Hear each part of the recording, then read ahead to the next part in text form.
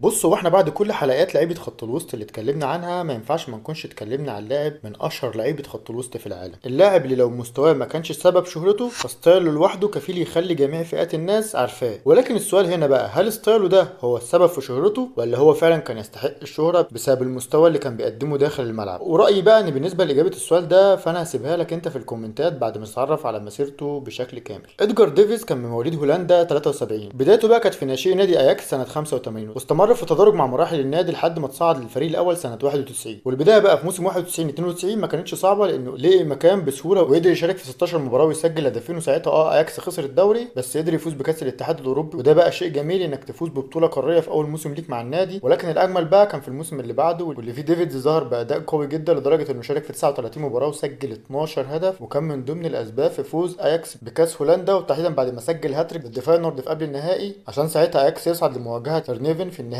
في المباراه اللي كانت نوعا ما سهله بعد ما اياكس قدر يفوز بسداسيه وهو كان سجل هدف فيهم، واللي بيهم يتوج اياكس بطل لكاس هولندا على يد ادجار. عشان بعدها يبدا موسم 93 94 بمشاركه في 21 مباراه، وقله المشاركات دي كانت بسبب اصابته في الركبه اللي تسببت في غيابه 4 شهور. ولكن على الرغم من الاصابه الا انه قدر يسجل 5 اهداف وكان ليه دور كبير جدا في فوز اياكس بالدوري الغائب من 5 سنين، واللي بيهم تكتمل الثنائيه المحليه بعد الفوز بالسوبر المحلي في اول الموسم في غياب ادجار. وده بقى اللي ياخدنا للموسم اللي بعده واللي فيه ديفيز شارك في 30 مباراه وسجل 6 اهداف، وساعتها اياكس يبدا الموسم بالفوز بالسوبر المحلي في غياب ديفيز. ولكن ده ما يمنعش انه كان من ضمن الاسباب في فوز اياكس بالدوري، وده جميل وكل حاجه. انما الاجمل بقى هو مشوار اياكس في دوري الابطال، البطوله اللي فيها اياكس لم يتلقى اي هزيمه لحد ما وصل لقبل النهائي في المواجهه اللي الذهاب فيها انتهى بالتعادل السلبي ضد بايرن ميونخ. وده بقى اللي اكد ان مباراه العوده هتكون ضرب نار، وفعلا استمر ضرب النار لحد الدقيقه 36 والنتيجه 1-1. وبعدها هوب ساعتها اياكس ينفجر ويسجل 3 اهداف في 5 دقائق، واللي بيهم يضمن التاهل للنهائي بعد ما المباراه انتهت بنتيجه 5-2، واللي بيهم اياكس يصعد لمواجهه اي سي ميلان في النهائي في المباراه اللي كانت قويه جدا بسبب قوه المنافسه. وبعدها يستمر التعادل السلبي لحد ما فان خال قرر يتدخل وينزل باتريك كليفرت عشان بقى بعد العظمه دي ادجار يبدا موسم 95 96 بالمشاركه في 42 مباراه ويسجل فيهم 8 اهداف ويصنع 3، ويبدا الموسم بالفوز بالسوبر الاوروبي على ريال ساراكوستا ب 5-1 بمجموع المباراتين، وبعدها يفوز بالسوبر المحلي على فاينورد بهدفين لهدف، واكمالا يفوز بالانتر كونتيننتال على حساب جريميو في المباراه اللي استمر فيها التعادل لحد الوصول لركلات الترجيح واللي فيها التوفيق كان لصالح اياكس ويتوج بالبطوله. لا استنى، ده العظمه ما انتهتش على كده، ده بعدها اياكس يكمل الموسم ويفوز بالدوري، وده جميل وكل حاجه. ولكن الاصعب في الموسم ده كان مشوار اياكس في دوري الابطال، البطوله اللي فيها ادجار تالق وكان من ضمن الاسباب في وصول اياكس للنهائي، وتحديدا بعد ما سجل هدف وصنع الثاني في الفوز على بروسيا دورتموند في ربع النهائي، واللي بيه يستمر اياكس لحد مواجهه يوفنتوس في النهائي اللي استمر فيه التعادل لحد الوصول لركلات الترجيح، واللي فيها التوفيق كان لليوفي ويتوج اليوفي بطل لاوروبا على حساب اياكس. واكمالا لسوء الحظ تجيله استدعاء من المنتخب في اليورو اللي هولندا فيه خرجت من ربع النهائي على يد المنتخب الفرنسي. ولكن على الرغم من ده الا انه سيظل موسم من اعظم المواسم على ادجار، وده جميل وكل حاجه. ولكن الاغرب بقى ان مع نهايه الموسم تكون نهايه عقده والنادي ما يتكلمش معاه في التجديد، وده خلاه يقبل عرض ميلان وفعلا يتم انضمامه للبيج ميلان، وموسم 96 97 يكون الاول له معاهم، واللي بدأ بمشاركه في 24 مباراه وسجل هدف وصنع الثاني. وقله الارقام دي ما كانتش بسبب انه انتقل لاقوى دوري في العالم، لا ده كانت بسبب اصابته بكسر في الساق واللي تكون سبب في غيابه 4 شهور، وده يكون السبب الاكبر في نهايه موسم ادجارد مع بدايته. وده بقى اللي ياخدنا للموسم اللي بعده واللي فيه ديفيدز لقي انه صعب انه يلاقي مكان في التشكيله الاساسيه للميلان، والنتيجه لده انه يقرر قبول عرض المنافس وفعلا يتم انضمامه لليوفي ويقضي معاهم الدور الثاني عشان يكون شارك في 34 مباراه ما بين الفريقين وسجل 4 اهداف وصنع هدف، وكان من ضمن الاسباب في فوز اليوفي بالدوري، وكمان كان احد اسباب وصول اليوفي لنهائي دوري الابطال، وتحديدا بعد ما صنع هدف التعادل مع دينامو كيف، واللي بيه يستمر اليوفي لحد مواجهه الريال في النهائي في المباراه اللي فاز فيها الريال بهدف نظيف ويتوج بطلا على حساب اليوفي في النهائي الثالث اللي شارك فيه ادجار بعد ما فاز باول بطوله وخسر بعدها البطولتين. لا استنى، ده الموسم ما انتهاش على كده، ده بعدها تجيله استدعى من المنتخب في كاس العالم، البطوله اللي فيها كانت عوده الطواحين الهولنديه واللي فيها ادجار شارك اساسي وكان احد اسباب وصول هولندا قبل النهائي، وتحديدا كانت في مباراه يوغوسلافيا في دور ال 16 المباراه اللي استمر فيها التعادل لحد الدقيقه 90 عشان يجي ادجار ديفيدز يكمل التالق في المباراه ومن خارج ال 18 يطلق قذيفه ارضيه يسجل بيها هدف الصعود، واللي بيه يستمر المنتخب الهولندي لحد مواجهه المنتخب البرازيلي في قبل النهائي في المباراه اللي استمر فيها التعادل لحد الوصول لركلات الترجيح. ولكن تالق الحارس تيفاريل يهدي بطاقه الصعود للمنتخب البرازيلي عشان بعدها هولندا تواجه كرواتيا في المركز الثالث وتخسر بهدفين لهدف، واللي بقى ينتهي مشوار المنتخب الهولندي بشكل مخيب للامال. ولكن الحسنه الوحيده كانت في دخول ادجار في التشكيله المثاليه لكاس العالم عشان بعدها يرجع يبدا موسم 98 99 مع اليوفي بمشاركه في 43 مباراه ويسجل 3 اهداف ويصنع 7، ولكن يكون موسم صفري على اليوفي عشان بعدها يبدا الموسم اللي بعده بمشاركه في 38 مباراه ويسجل هدف ويصنع الثاني. وصول الارقام ده ما كانش منه هو لوحده، لا ده كمان من الفريق كله اللي حتى الثاني سنه على التوالي يخرج بموسم صفري. وهنا بقى تيجي التفصيله الاهم في حياته وهو تطور اصابته في العين اللي توصل لجلوكوميا واجباري لازم يعمل عمليه لانها وصلت لمرحله التاثير على النظر، وبعد الجراحه ما تكونش فيه في امل لعودته لكره القدم غير انه يلبس نظاره، وساعتها يبعت استثناء للفيفا ويوافقوا عليها ويرجع يشارك بعدها بالنظاره. ولكن ساعتها من حسن الحظ تجيله استدعاء من المنتخب في يورو 2000، البطوله اللي فيها ادجار استمر على ادائه القوي، وكان من ضمن الاسباب لوصول المنتخب لسيمي فاينال البطوله، وتحديدا بعد ما صنع هدف في الفوز على يوغوسلافيا في ربع النهائي، واللي بيه هولندا يصعد لمواجهه ايطاليا في قبل النهائي. في المباراه اللي كانت عجيبه بكل المقاييس لدرجه ان هولندا اتحسبت له ضربتين جزاء، ولكن القائم وتولدو يتالقوا ويحافظوا على نظافه شباكهم لحد الوصول لركلات الترجيح، وبعدها تولدو يستمر على التالق ويصعد بالمنتخب الايطالي الى النهائي بعد تفوقه على فاندر سار. ولكن برضه على الرغم من سوء الحظ الا ان ادجار ديفيدز يكون في التشكيله المثاليه للبطوله. وهنا بقى يبدا موسم 2000 بمشاركه في 31 مباراه ويسجل هدف ويصنع هدفين، ولكن برضه يكون موسم صفري من كل الجهات. ومش بس الموسم ده، لا ده كمان الموسم اللي بعده واللي فيه ديفيدز شارك في 40 مباراه وسجل هدفين وصنع زيهم، ويكون من ضمن الاسباب في فوز اليوفي بالدوري كاول بطوله في اليوفي من 4 سنين. وده بقى ياخدنا للموسم اللي بعده اللي فيه ديفيدز شارك في 41 مباراه وسجل هدفين وصنع 5، واليوفي ساعتها يبدا الموسم بالفوز بالسوبر المحلي في غيابه وبعدها يفوز بالدوري في وجوده. ولكن كل ده كوم، وتالق ديفيدز في دوري الابطال ده كوم تاني. واللي هيقول لي ازاي، هقول له انه بدا المشوار بالتسجيل في الدينامو كيف، وبعدها صنع ضد نيوكاسل وروبرتيفو لاكورونيا والمان يونايتد. ومش بس كده، ده كمان صنع هدف في الفوز على برشلونه في ربع النهائي، واللي بيستمر اليوفي للصعود لمواجهه ميلان في النهائي اللي كان بيأكد على سيطره الكره الايطاليه على القاره. ولكن كلنا عارفين اللي حصل في المباراه دي، وكنا اتكلمنا عنها بشكل ادق في حلقه جديده هتلاقيها في القناه. ولكن المضمون ان المباراه استمر فيها التعادل لحد الوصول لركلات الترجيح، ولكن تألق جديده يكون السبب الاكبر في فوز ميلان بالبطوله وخساره ديفيدز النهائي الثالث، ولكن المره دي مع اليوفي. المهم بعدها ديفيدز يبدا موسم 2003 بمشاركه قليله جدا لدرجه انه شارك لحد نهايه الدور الاول في 5 مباريات بس في الدوري، وده اللي يخليه يقبل طلب اعاره برشلونه وفعلا يقضي معاهم الدور الثاني عشان يكون شارك في 32 مباراه ما بين الفرقتين وسجل هدف وصنع الثاني. ولكن ساعتها يخرج من الموسم بالسوبر الايطالي اللي كان اخده في اول الموسم مع اليوفي. ولكن المهم في الموسم ده هو انضمامه للمنتخب في يورو 2004، البطوله اللي فيها مشوار المنتخب الهولندي انتهى عند مواجهه البرتغال في قبل النهائي، واللي فيها فاز البرتغال بهدفين لهدف عشان بعدها يصدف نهايه عقده مع اليوفي والنادي ما يتكلمش معاه في التجديد، والنتيجه لده يوافق على عرض انتر ميلان، وفعلا يبدا موسم 2004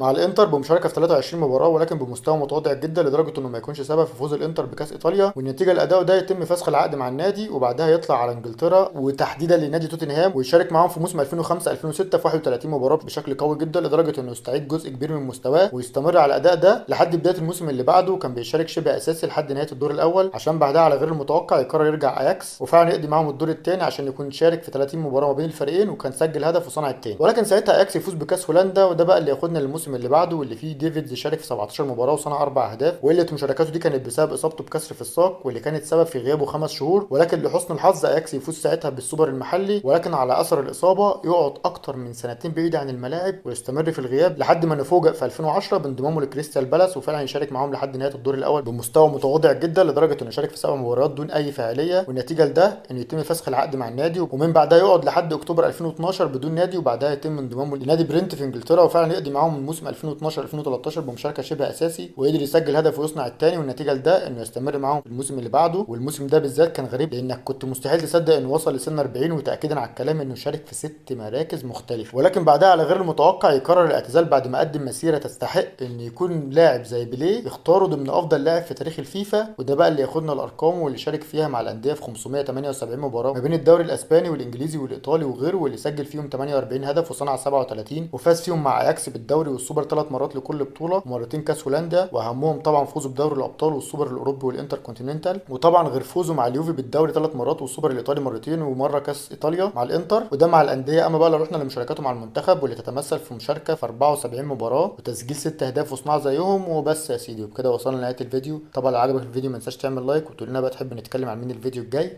سلام.